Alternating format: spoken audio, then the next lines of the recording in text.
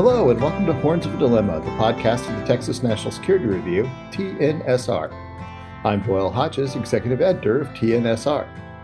As editors, one of our primary jobs is to help authors to make their argument in the best, clearest, and most persuasive way possible. Unfortunately, that can be a challenge. Out of the submissions that we receive at Texas National Security Review and at War on the Rocks, only about 15% find their way to eventual publication. In a recent summer seminar on history and statecraft at Beaver Creek, Colorado, sponsored by the Clements Center at the University of Texas, Austin, Managing Editor of Texas National Security Review, Dr. Megan Opria, and myself gave a talk on the ins and outs of publishing and editing. Since this is something that many people have asked about, we felt it might be worth reprising this for an episode of Horns of a Dilemma. While the talk is geared specifically towards TNSR and War on the Rocks, I think it applies for anyone who writes professionally as a means of getting across their message, persuading, and providing analysis. Without further ado, let me turn to my colleague, without whom Texas National Security Review would not be what it is, since she has looked over literally every word that has appeared in the publication. Megan. Hi, Doyle. Thanks for having me. Yeah, I am Megan Opria, Managing Editor of the Texas National Security Review and Senior Editor at War on the Rocks. I've been with TNSR pretty much since the beginning, when we launched in October 2017. And prior to that, I did my PhD work at UT. But yeah, since 2017, I've just been editing everything that goes into our publication and making it run alongside Doyle.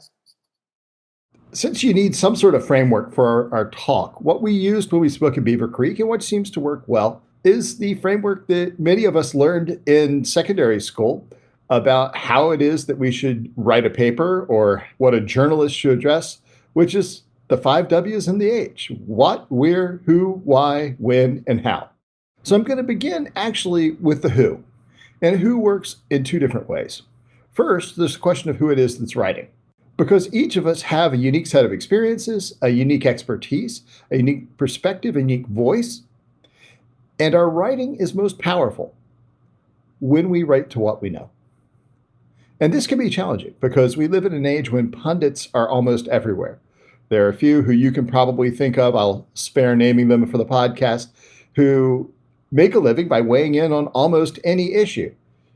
And there are many issues on which they may have expertise, and then there's issues on which they also weigh in. Write what you know. This is one of the most important things because you're going to bring to it then the expertise, the experience, the perspective that others don't have. They will come away informed by what it is that you've done, and your voice will be authentic. Megan, has that been your experience and what you've encountered from folks? Yeah, absolutely. You can tell when somebody is writing what they know. Their writing ends up being more natural often, although it can get a little too zoomed in, but you can just tell they're comfortable with the topic, and it reads better, comes across better, but I think it also reaches the audience better. The audience is more receptive to listening and being convinced, or at least considering an argument if it comes from somebody who has experience, whether academically or professionally, in a topic. So the other question about who is who it is you want to read what it is that you're writing. And that affects both the way in which you write and where it is that you seek to place your writing. If you're interested in writing something that moves experts in a particular field, you want to write in the places where those experts read and get their information from. So if your argument is principally a legal argument, you may find that a specialist outlet like Lawfare or Just Securio or Opinio Juris are really well suited to reaching your audience. If your argument is about national security, War on the Rocks is one of the premier outlets for that. If you have a policy-relevant academic argument, Texas National Security Review is terrific. On the other hand, if you're an economist who is seeking to gain tenure and needs to write in a way that influences the people who will make a decision on your tenure, you're probably better served by writing for a disciplinary-focused journal. And when you do that, you're going to write differently because you're going to write according to the norms of the discipline. I think this is one of the skills that Megan really brings to her editing, is helping people who are accustomed to writing in a very discipline-specific way to write in a way that's accessible and clear even to people who lack the formal training in that discipline. Yep, absolutely. And that's something I'm going to get into a little bit more when I get into some specifics about how to actually write clearly and write for different kinds of audiences. But absolutely trying to get somebody a little bit outside of their siloed discipline, like disciplinary style, and getting them to write in a way that is still relevant to their discipline, but can also be clear to folks that are not experts in that particular area. That's can be a really big challenge for people, but it is an important part of when you're crafting your argument, when you're writing, and when you're choosing where to submit, is really thinking about who your audience is and what the purpose is of your article or your piece that you're writing. Yeah, and in the political science field, one of the things that really struck me about this is the use of the phrase endogeneity. And it's a phrase that I had never heard before I went back to grad school in political science. And for weeks, I was sitting in the seminar and someone would raise their hand and say, well, I think you may have an endogeneity problem. And I was baffled by what that meant, but too embarrassed to ask what it meant because everybody else would nod sagely and tug on their chin. And it turned out all it really meant is that they had their causal arrow the wrong way, that the effect was the cause or the cause was the effect, or at least you couldn't tease out which one was which. But if all you said was, well, I'm not sure which your cause and which is your effect, then why are you in a PhD program? You got to say it's an endogeneity program. But I think what we really try to do is to make it different than that. Yeah, and that's a huge part of what we do and what we're trying to do at TNSR especially is how do you get across these ideas in a way that is digestible and not that doesn't make you cringe, which for me when you said endogeneity, I literally cringed. So yeah, you sure do have an endogeneity problem. So the other thing about where is that that's also going to affect one of the most important things you can do, which is if the outlet that you're writing for has submissions guidance, please read the submissions guidance and follow it. It sounds really simple, but how often do we run into authors who we spend a significant portion of our time saying, hey, in accordance with our submissions guidance, we prefer to do things this way? Yeah, it's a hugely frustrating thing and does not start things off on a good foot with you and the editor. Sometimes it can be overcome, but yeah, it's definitely that you definitely want to start out on the right foot by actually delivering something that fits with the publication and is in the format that the publication has asked for. If it says submit in Word, do not submit in anything other than Word. So the next two questions I want to address, we've talked about who and where. Let's talk about what and why. Because there are a variety of different types of articles that can be written, and that really depends in part on where you're going to place it and on how you're going to do it. And it also really, again, goes to what it is the publication tries to do. Because very often I'll get submissions at Texas National Security Review that are interesting, they're well written, but they don't have an academic argument per se. They are really good policy analysis, but there's no academic question and really no methodology that's used in order to do it. And that's frustrating because I enjoy reading the article. I think it's got a good point, but it's not a good fit for us. And so I'm left trying to make recommendations as to where it might be a good fit, but trying to understand what it is that the outlet that you're submitting to publishes really, really helps in improving the odds of being in that 15% rather than being in the 85% who aren't successful in placing their publication where they are. And that also goes to why it is that you're writing.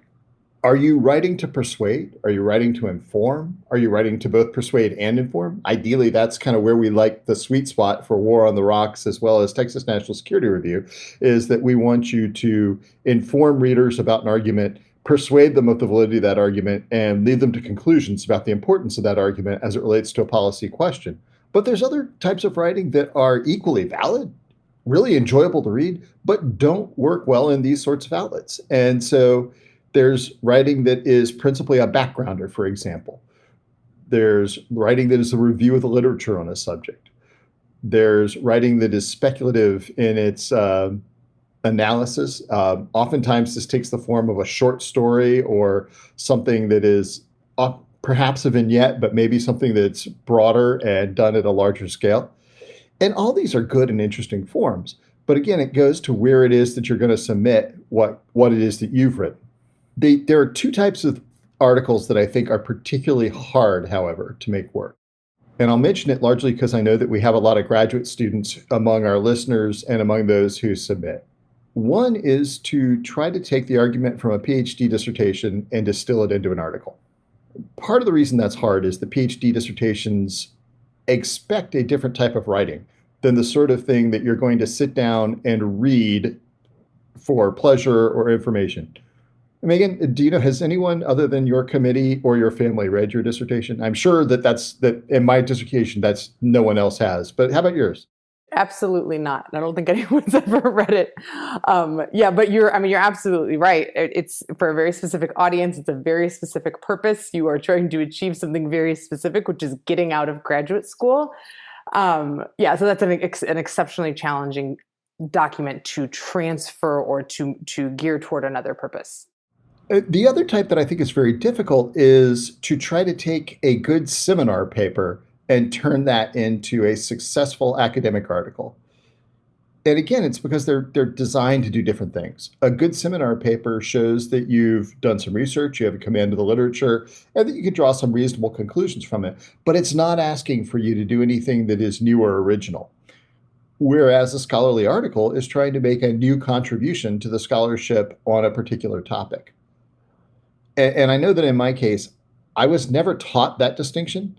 And so I submitted at least three very good, frankly, seminar papers, all of which were rejected properly by the journals to which that I had submitted them. And I was like, boy, these guys just stink. They have terrible judgment. And with the benefit of having eventually learned what it is that's different about it, I realized why they were declined. But it's frustrating to try to help an author turn something that is really good scholarship for the purpose at which it was written, but doesn't fit well for the audience they're trying to reach with it now. So having talked about who and what, where and what and why, I'll talk very briefly about when, but then I think it's really time to turn to the interesting part, which is how. So the only thing I'll say about when is that if you are trying to tie a piece of writing to a particular date, event, anniversary, please give the editors a reasonable amount of time to process it and to take a look at how it fits in their lineup or whether it fits in their lineup. That's a minimum of 2 weeks. I've literally had the experience of having an author contact me at 4 p.m. on November 10th and say, hey, I've got a great piece for you for Veterans Day. And it may, in fact, be a great piece for Veterans Day next year, but it's not going to work for November 11th of this year. So please, if it is tied to an anniversary, a month is actually a very reasonable period of time if you know that, because you're not really taken by surprise by the fact that July 4th comes on July 4th this year. So if you've got a July 4th piece, get it in by June 4th if you can. So having talked about who, where, what, why, and when, let's turn to the interesting stuff, the nitty gritty. Let's turn to how. And Megan, I'll let you kick us off here. All right. Yeah. How is where I live. I'm just briefly where I'm going to go with this, give some broad comments about writing and the writing process, and then talk about some specifics, some real nitty gritty stuff, and then talk about the editing process, and all of which Doyle has ample experience in. So I expect some chiming in.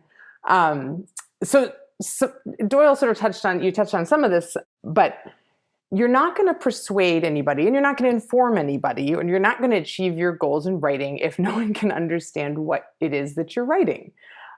This seems like common sense, and yet we often get submissions that have good ideas, but it's really hard to find them. And if I'm having a hard time finding them as the editor, well, then your average reader is going to have a heck of a hard time finding them and may end up just giving up.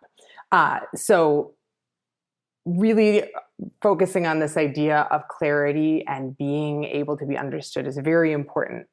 It doesn't matter what you're writing. It could be an academic paper, a policy brief, an intelligence report. You want your audience to understand you. So how can you be understood? That's what I'm going to try to get into today. Another thing that a lot of people really, really struggle with is this idea that, well, if I'm clear, then I'm not being rigorous.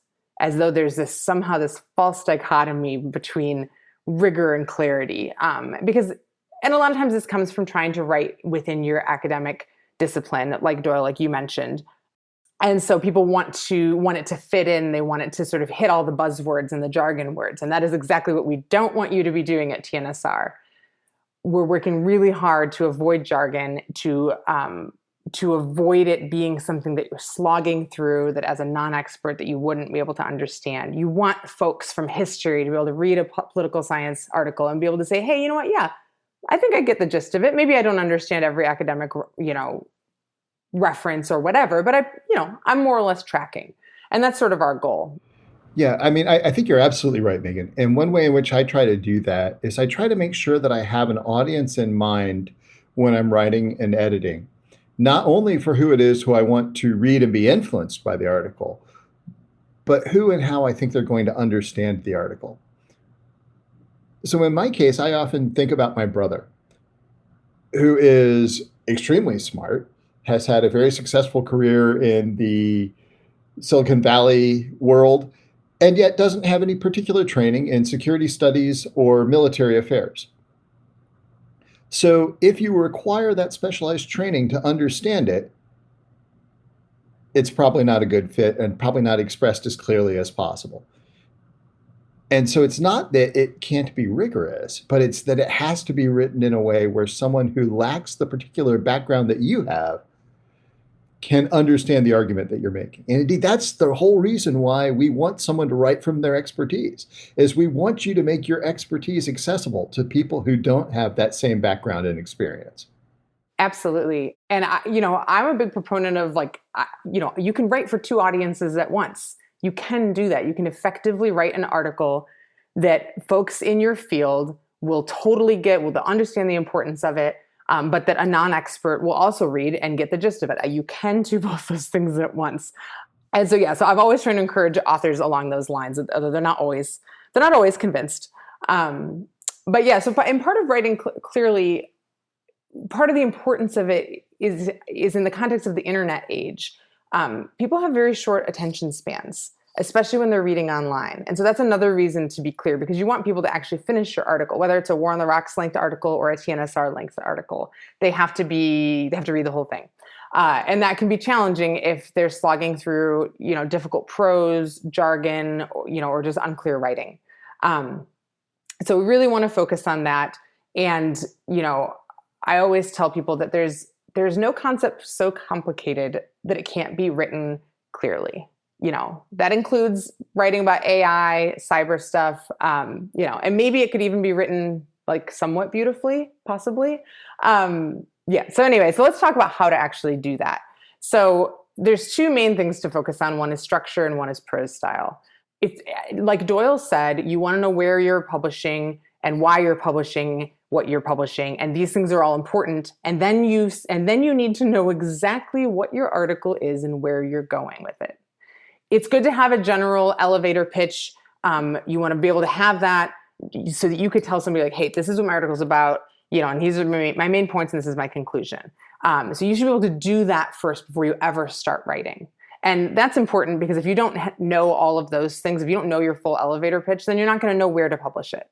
You're not going to know where to submit it. And then this may seem very elementary, but write an outline. Outlines are incredibly useful tools to make sure you know where you're writing, and they will make the writing process go so much faster and so much more smoothly because you already have your structure set up. You know exactly what you're going to write. So I think another piece of that, Megan, that really helps is to make sure that you write in a deductive, not an inductive manner. So what do I mean by that? I mean, start with your argument and then follow with the evidence that supports it.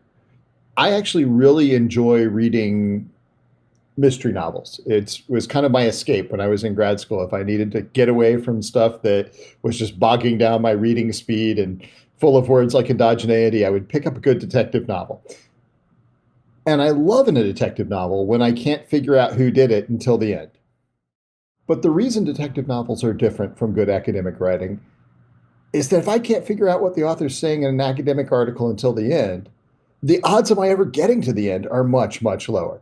So please don't write like you're Agatha Christie. Tell us up front what you're going to tell us. Tell us what you told us. It sounds elementary. It doesn't preclude writing well, but it absolutely enables writing clearly. No, absolutely. I mean, the 5-paragraph paper, right? It is elementary, but it's elementary for a reason. It's foundational. This is how you make an argument. And I know that not everybody agrees with that. The French academic writing, they like to sort of keep it hidden and slowly unravel and reveal to you what the argument is that they're making. But that's not how we do things. I disagree with the French there and in other places as well. But the idea is that you want to make things easy for your reader. Your reader shouldn't have to work for it. They shouldn't wonder and guess. So you want to tell them what you're going to do it, and then tell them what you just did. Because you don't want your reader getting lost. You want to give them signposts. So the other thing about that is also thinking about how it is that you're going to begin the article. And we refer to that as the lead. And the power of a good lead is hard to underestimate.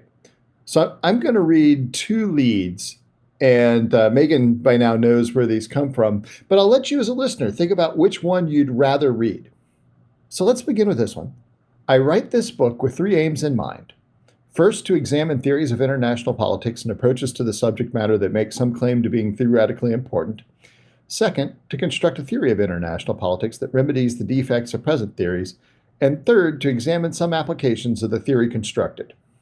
So, it's not terrible. It actually does what we just said. It says, let's tell them what you're going to tell them. That's very clear from that, what's going to come out. It's also pretty clear from it that unless you are really interested in theories of international politics, you're unlikely to read much further in that particular article. So let's try this one. The Industrial Revolution and its consequences have been a disaster for the human race.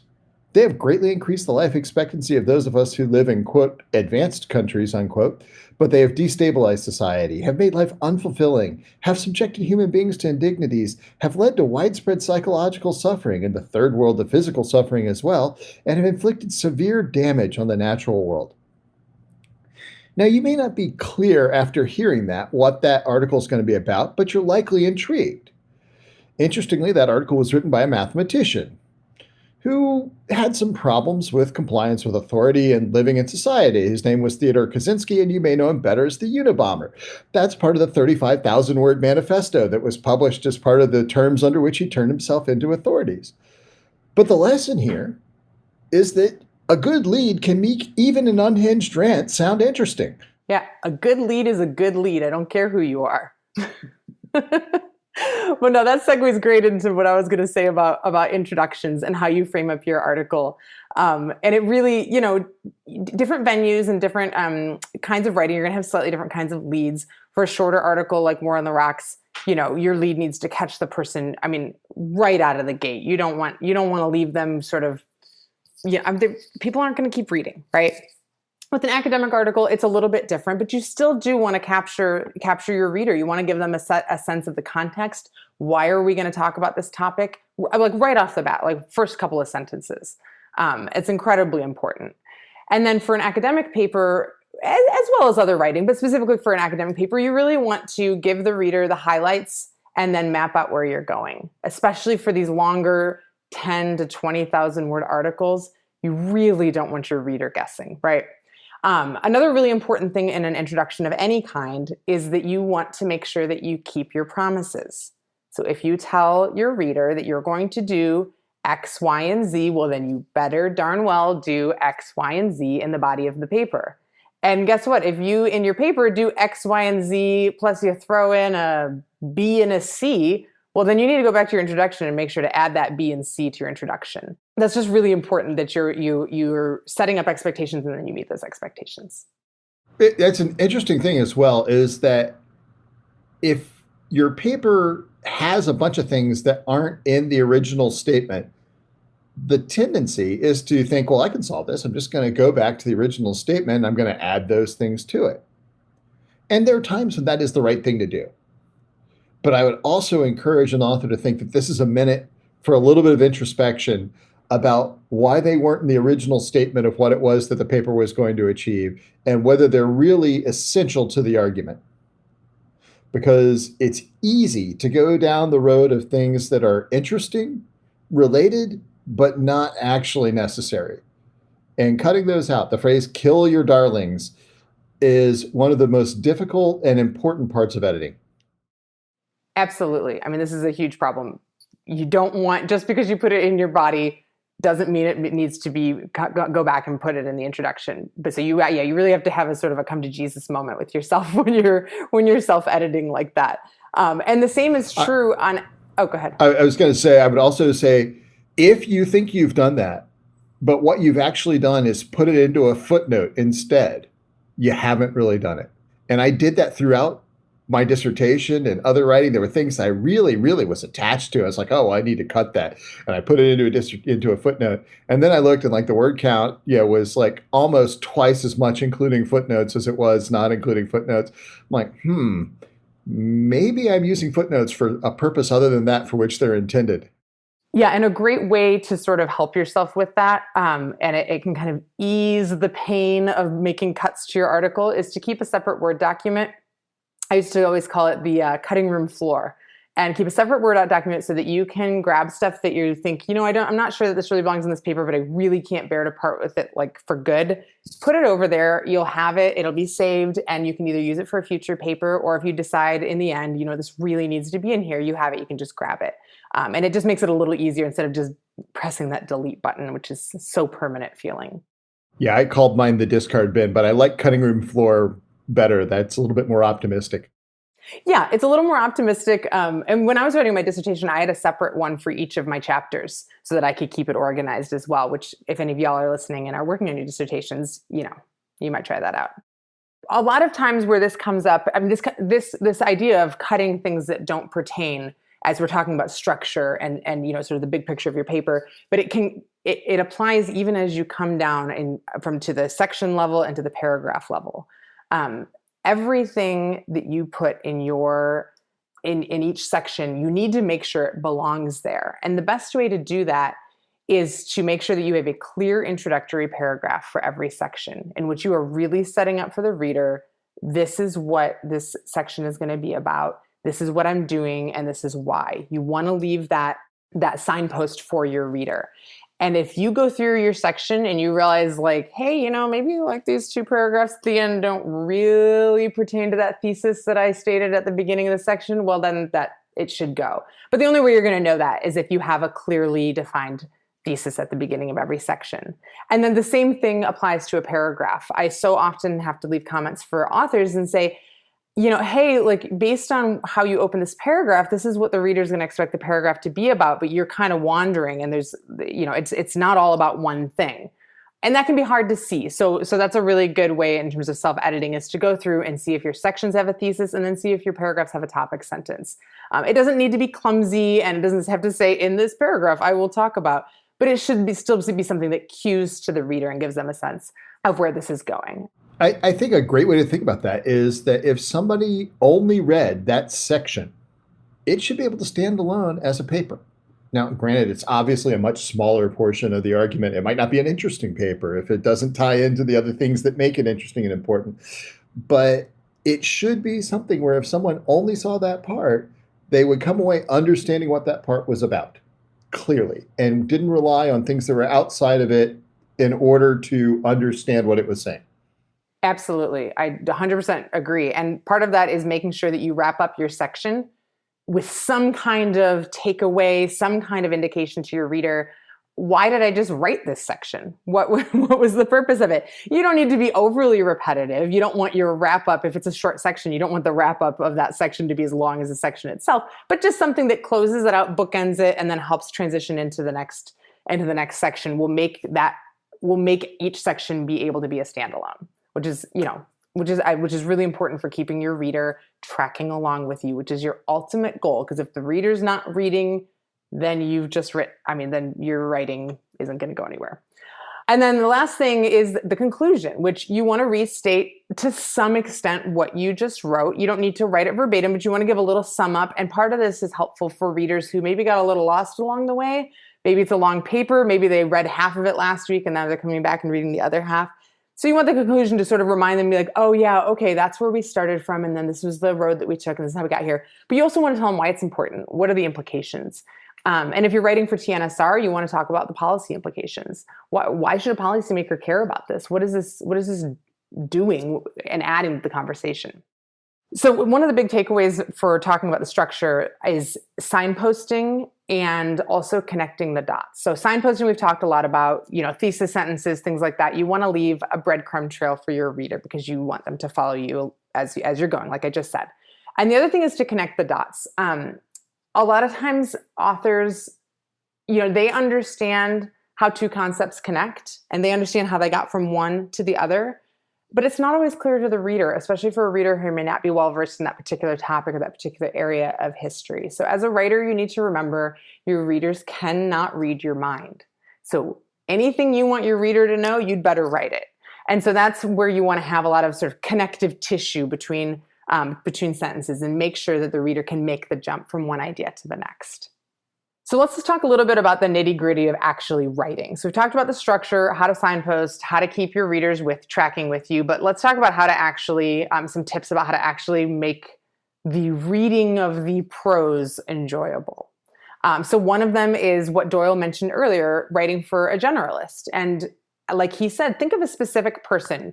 Don't just say, hey, I think I'm vaguely writing for somebody who's a non-expert in this area. No, think of a specific person. And then you might even actually have that person read your article if they like you enough and are willing to do it. I have a specific person in mind that I think of when I'm editing. Could this person who's very well educated, who's a lawyer but knows nothing about this topic, would they be able to more or less get the gist of this, right? Another tip, as this I think is especially for younger authors, folks who are just finishing their dissertation and finishing their PhD work, don't try to write impressively. If you try to write with the goal of impressing someone or some audience, it's just your writing is going to be muddled.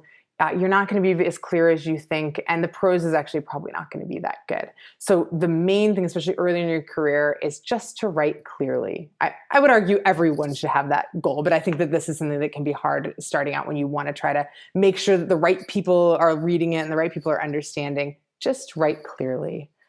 And along those lines, I don't want to say never use a thesaurus, but use a thesaurus with caution.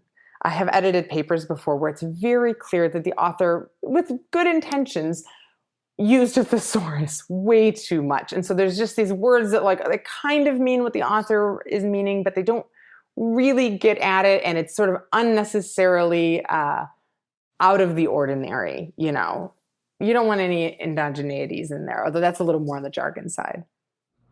Yeah, and I think for me, I find when I'm writing that oftentimes there will be a word that I unconsciously repeat frequently. And that's a great time to use a thesaurus because I'm just not thinking well enough to come up with an alternative to that word in my writing. And so having a kickstart for that works well. But it isn't that I'm looking for the most number of syllables in a synonym. I'm looking for something that expresses the same meaning or nearly the same meaning as closely as possible, or maybe more appropriately than the word I was misusing, and trying to do that to help me avoid unnecessary repetition. Yep, absolutely. I think that's a great point. Use a thesaurus when you are repeating the same word over and over again, which we all do. We all have these tics of these phrases or words that we use over and over. And because they kind of, we use them as a crutch because it helps us get over either writer's block or difficulty expressing a thought. So we go back to the same phrase, and that's okay. But you just got to make sure to find it and get rid of it. Thesaurus is great. Using a thesaurus when you're like, okay, I know the right word, but I'd like to sound a little smarter. Don't use a thesaurus. Walk away. Take a break from writing. I had a professor who told me to make every idea as simple as possible, but no simpler. That's absolutely right. Yep. You make it as, it's, and because making it as simple as possible doesn't mean that it's a simple idea. And it doesn't mean that you're writing, for some audience that isn't the audience you have in mind. It's just writing clearly. And that's a great way to approach it. And so that kind of segues into the discussion of the use of jargon. Especially at TNSR and the War on the Rocks, we just really want to move away from that. There's this idea that if you don't use the jargon, then no one can understand, when in reality, it's quite the opposite. Using the jargon can often make it really hard to understand someone's argument. And it's not necessary, and it just makes for clunky reading.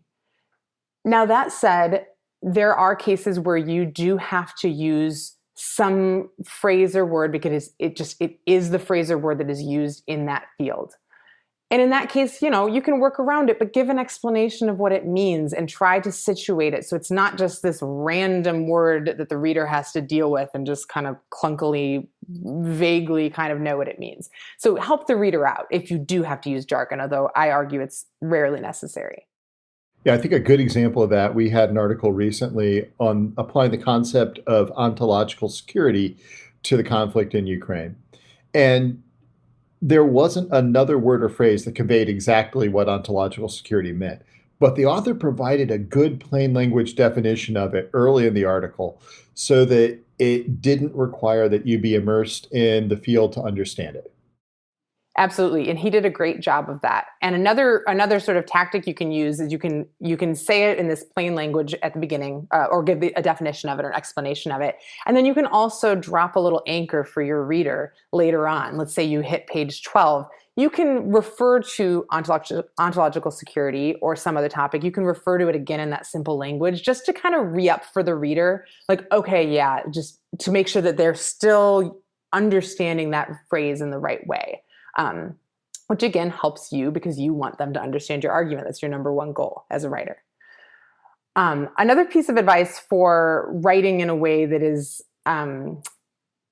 goes easy on your reader, makes it easier for your reader, is to vary your sentence length. And this might seem really simple, but it's huge. It's a hugely important aspect of being a good prose stylist. I think that people are afraid of short sentences. And so they just string clauses together and just throw semicolons in there.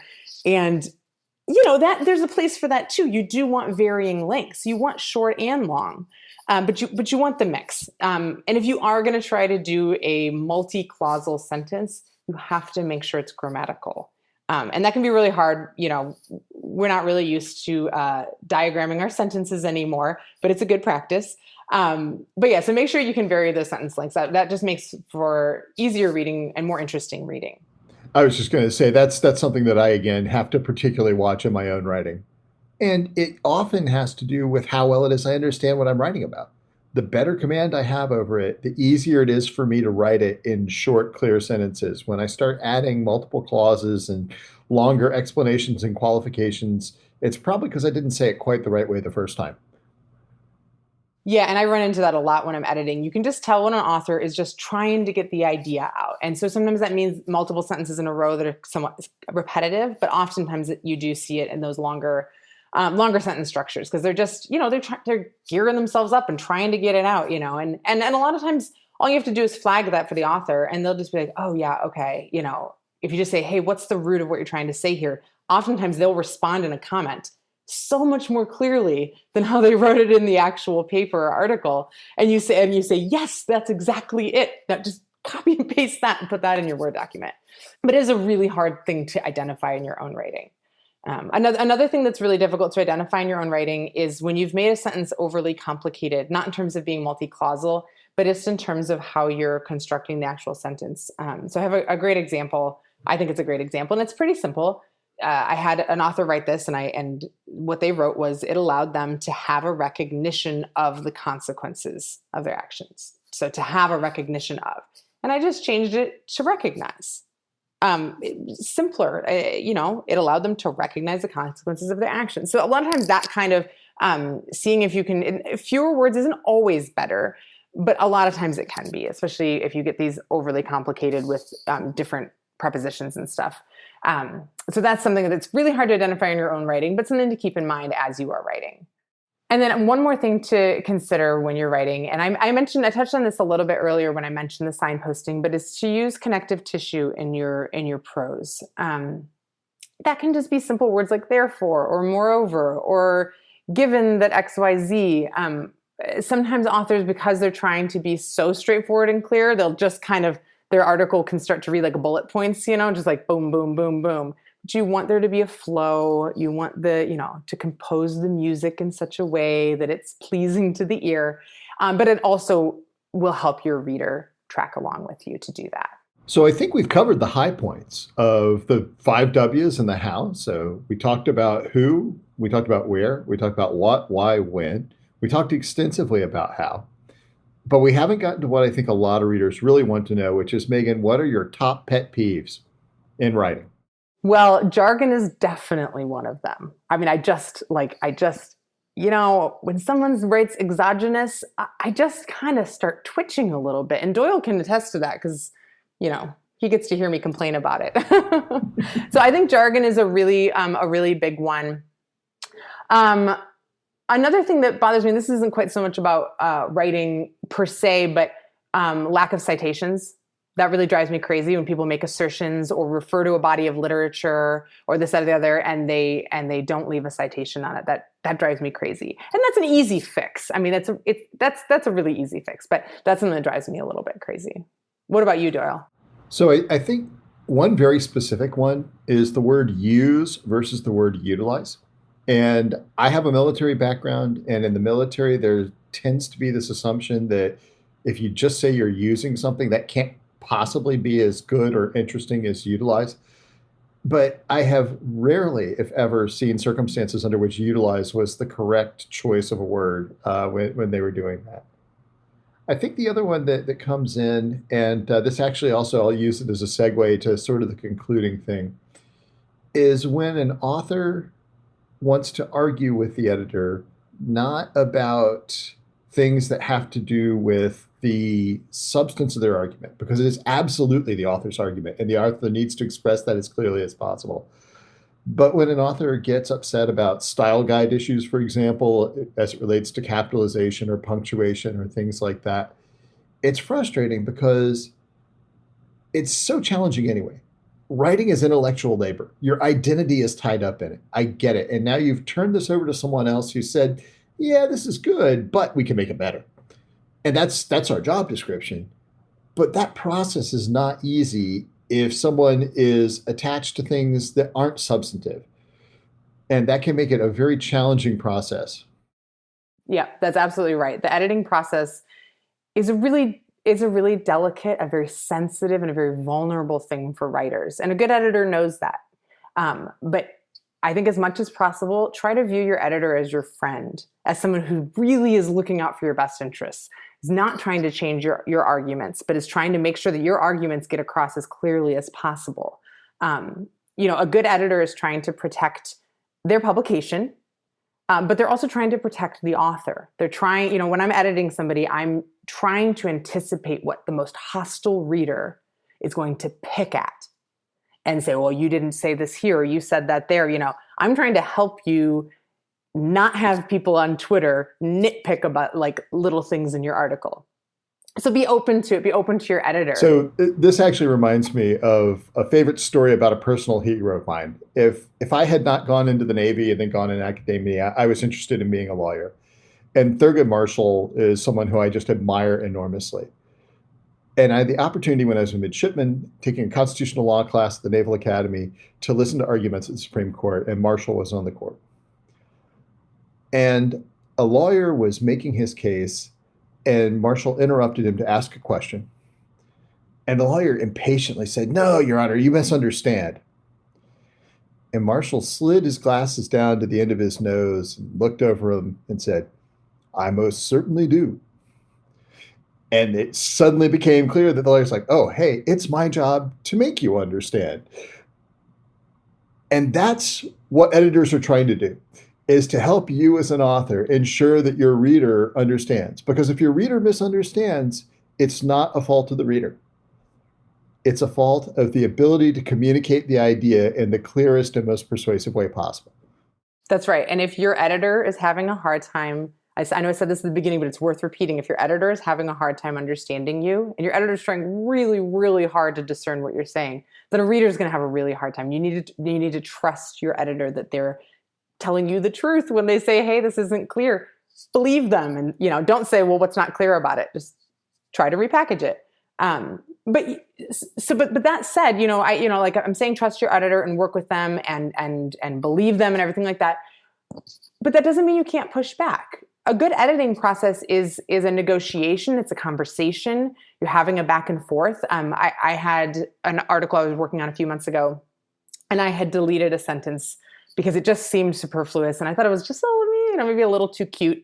And the author came back and just really nicely just said, hey, I love that sentence, actually. Like, I was actually really excited about that sentence, and it was like, oh, totally. Okay. There was nothing wrong with the sentence. It wasn't ungrammatical.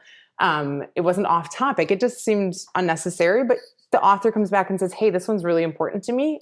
Absolutely. Like, we work with the authors and go back and forth. And it should be a conversation.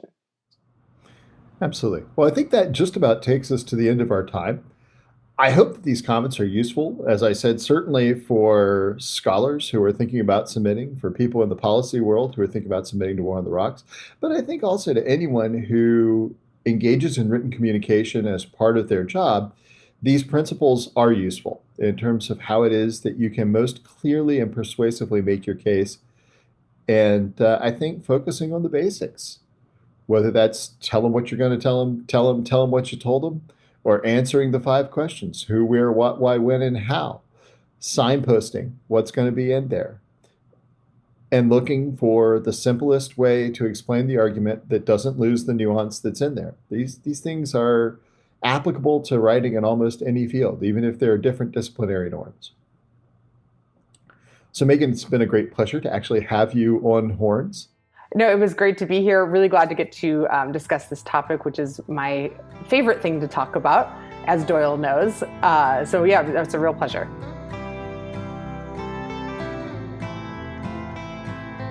Thank you for listening to this episode of Horns of a Dilemma, and please don't forget to visit our website at tnsr.org.